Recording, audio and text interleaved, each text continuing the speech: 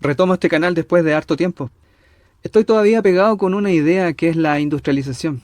Lo que veo es que con la política nacional, izquierda-derecha y los problemas que venimos arrastrando, no se va a solucionar la cosa si es que el país no da un impulso de industrialización. Es como que somos un país pobre que se está peleando por las pocas migajas que hay. Las pocas migajas de más impuestos, menos impuestos, algunas mejoras políticas, cambio de constitución o no cambio de constitución. Pero en realidad la clave, la única forma es que el país crezca, que ingrese plata. Y la única forma entonces es que produzcamos más. Y eso es lo que no nos está pasando. El país sigue pegado en producir solo recursos naturales.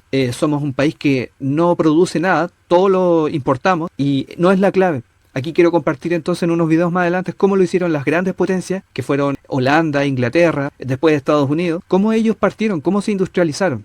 Y la clave está en que ellos partieron de una forma que no es la forma en que nos dicen cómo hay que hacerlo. Ellos hoy en día pregonan el libre comercio, la globalización, pero no es como lo hicieron ellos. Ellos partieron con proteccionismo, con apoyo estatal y justamente con medidas que hoy en día ellos rechazan. Por lo tanto, están jugando al juego macabro de decir, haz lo que yo digo, pero no hagas lo que yo hice. Vamos a ver unos videos donde se demuestra esto. Ok, vamos a ver primero cómo Inglaterra partió ese camino y después vamos a ver un video de Marcelo Guyot, que también se funda en esta historia inicial de Inglaterra, y Marcelo Guyot le explica y da el fundamento de por qué hay que hacer las cosas de una forma distinta a como ellos te lo proponen.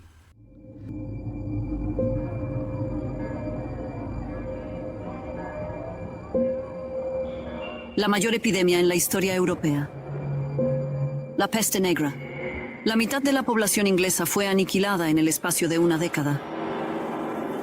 Pero fue en ese momento que la economía inglesa descubrió la cría de ovejas.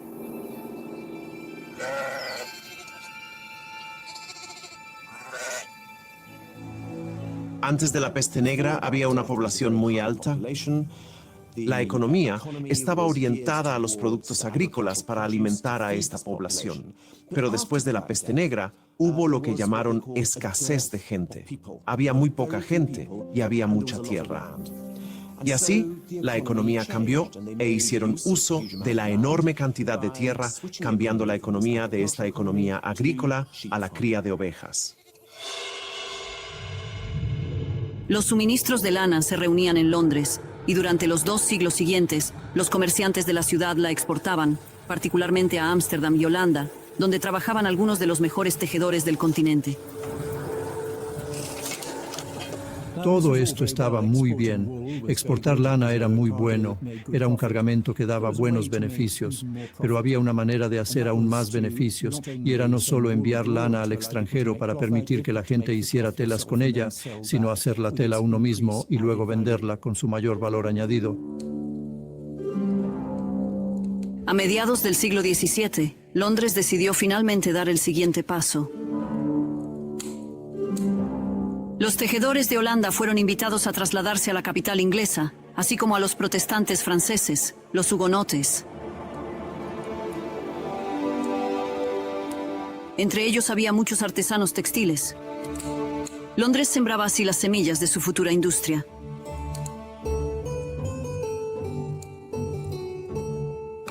Se instalaron en el este de Londres, cerca de la ciudad y del puerto al que habían llegado del continente.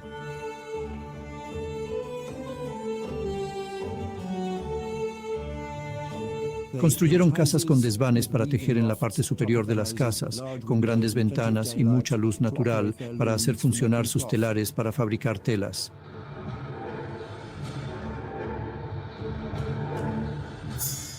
Y este temprano desarrollo de la industria del paño en el Reino Unido fue lo que realmente permitió el despegue de la economía de Londres, que produjo la gran riqueza que la llevó a convertirse en un centro financiero. Los tejedores formaron el núcleo inicial del futuro East End, el principal distrito industrial del siglo XIX. Y el puerto de Londres vio cómo su actividad se multiplicaba por 10. Y entonces una pregunta me daba vuelta en la cabeza cuando volví a Ginebra. ¿Por qué nosotros, teniéndolo todo, no somos nada? ¿Por qué? ¿Por qué nosotros, teniéndolo todo, no somos nada? ¿Por qué nuestro pueblo se sumerge cada vez más en la miseria? ¿Por qué? Y entonces yo tenía que estudiar, tenía que pensar. Y digo, acá hay un problema que no es un problema ya de orden que nos imponen por la fuerza. Algo nos están imponiendo, pero no por la fuerza. Nos imponen un camino a seguir, pero que nadie nos ha impuesto por la fuerza. A partir del 83, nadie puede decir que nos imponen por la fuerza algo. Sin embargo, hay una fuerza no visible que nos impone algo que es un camino por el cual no debemos transcurrir, no debemos caminar por ese camino, porque nos lleva al desastre. Y lo que yo denomino la subordinación ideológica cultural, que en realidad es la más sutil de todas las subordinaciones. Y es ahí cuando yo empiezo a ver cómo nos decían a nosotros que teníamos que hacer algo que en realidad los otros, para salir del subdesarrollo, de la pobreza, de la miseria, de la nada de poder para tener poder, no habían hecho todo lo contrario. Y entonces es cuando empiezo a elaborar la teoría de la insubordinación fundante. ¿Eso qué quiere decir?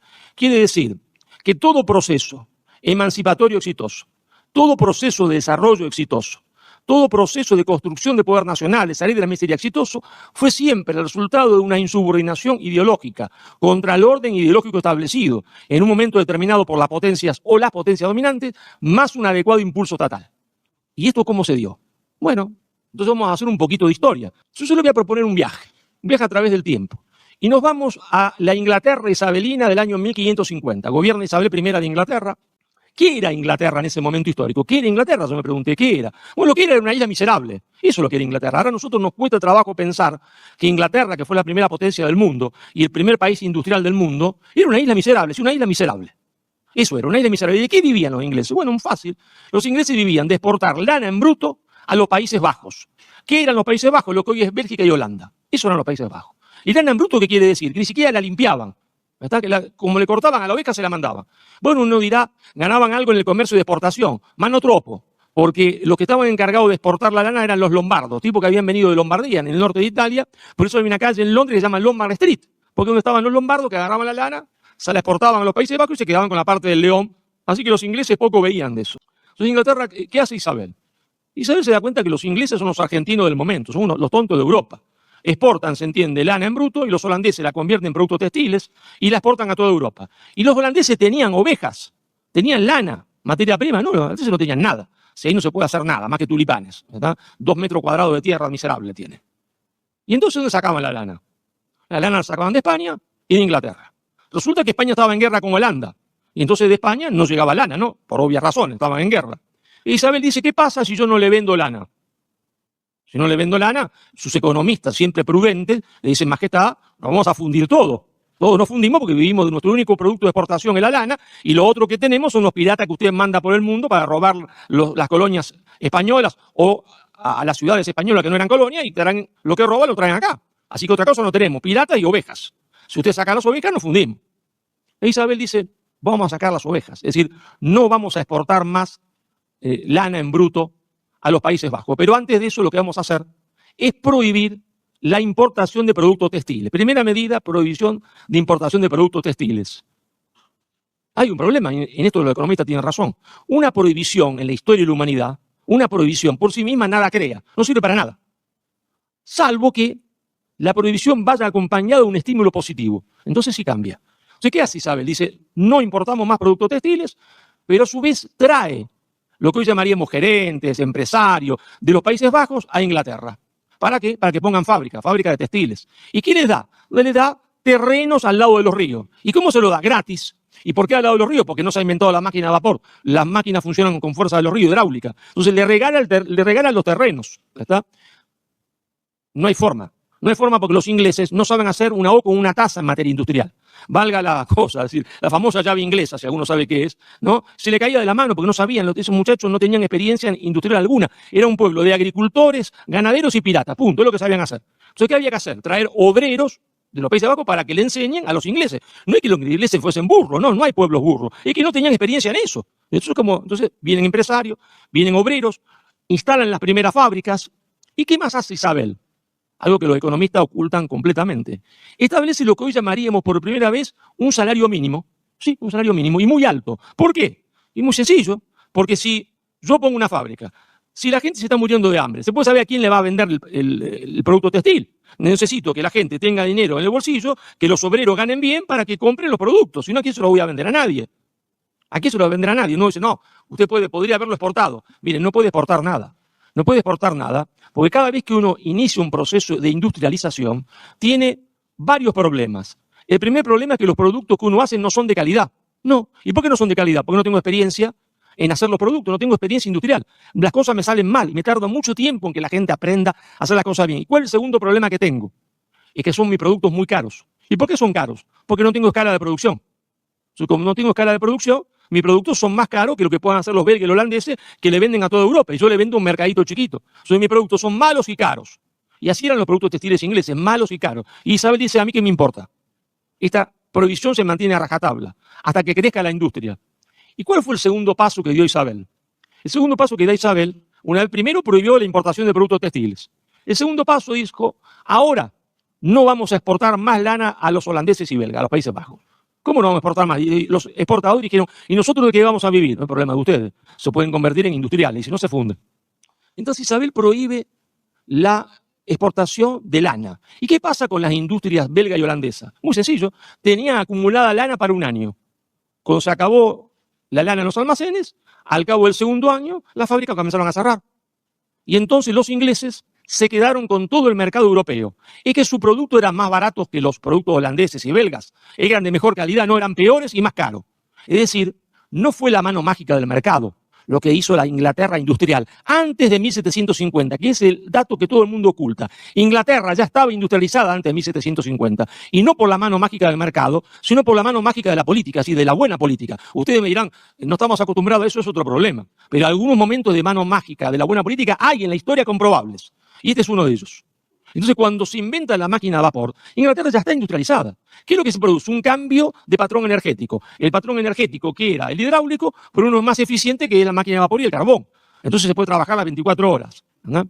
Ahí Inglaterra se convierte en exportadora de productos textiles. Ahí ya no le interesa más el mercado interno. Pero ¿qué se da cuenta Inglaterra cuando tiene la máquina a vapor y se convierte en la primera gran potencia tecnológica e industrial del mundo? Se da cuenta de una cosa, que la industria es poder.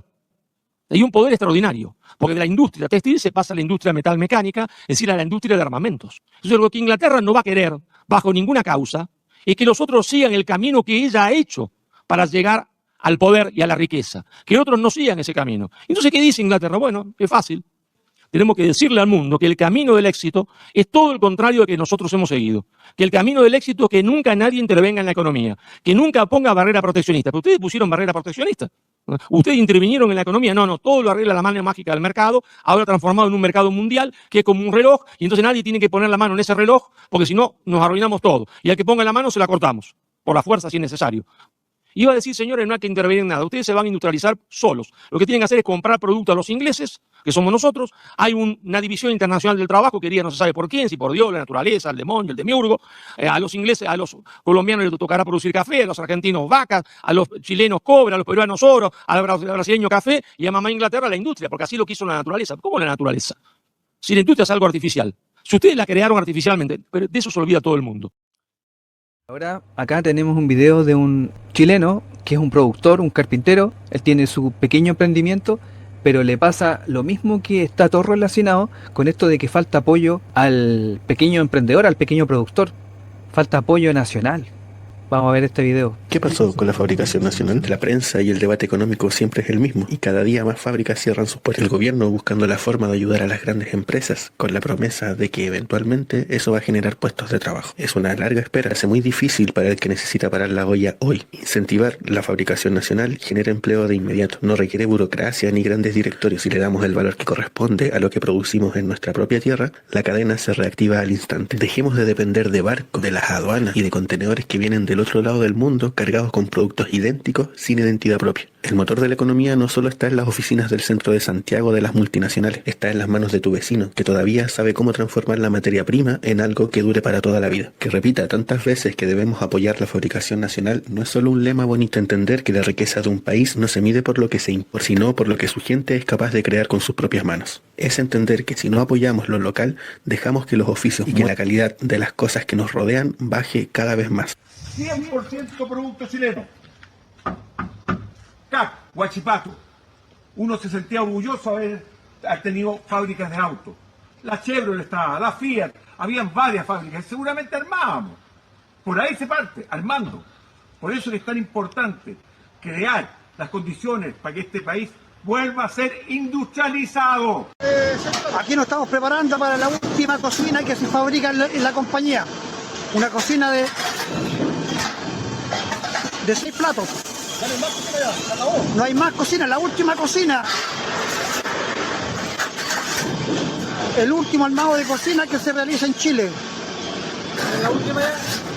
La última cocina. Aquí se baja el telón. Se cierra.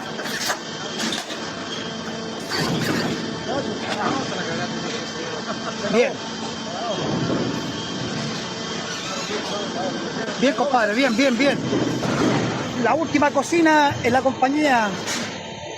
La última cocina de la compañía.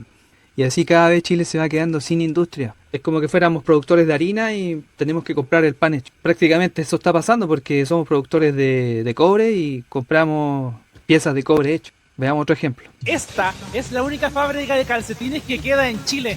No hay más. El resto de sus competidores que comenzaron a importar o murieron. Eso significa que si Monarch cierra, los calcetines chilenos dejan de existir. Ahora van a hacer funcionar una de las máquinas que hila y teje para que nosotros la podamos ver. Lo que hacen aquí en esta máquina gigante para producir esta panty es que allá se plancha.